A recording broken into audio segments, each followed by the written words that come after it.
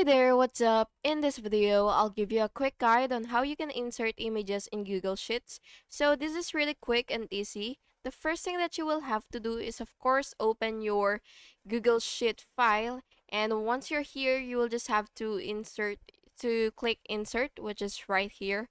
And what you will do is you will look for the image feature, and you could either choose from insert an image in the cell, insert an image over the cells. So basically, the image will be in the cell, and for this one, the image will be over your cell. And what you will do is just pick from any of that. So for example, I want my image to be in the cell, so I'll go ahead and click that. And now what you will have to do is upload your picture here, or you could upload it by link, by photo, by Google Drive, Google Images. So it really depends on you. And after that, you could resize your image and click the edges and drag to the size.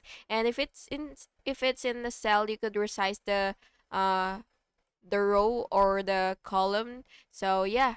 And by the way, you could also move or replace the image. If it's over cell images, you could just, drag freely. And if it's in cell images, you could just replace by right click, and then you will see replace image option here.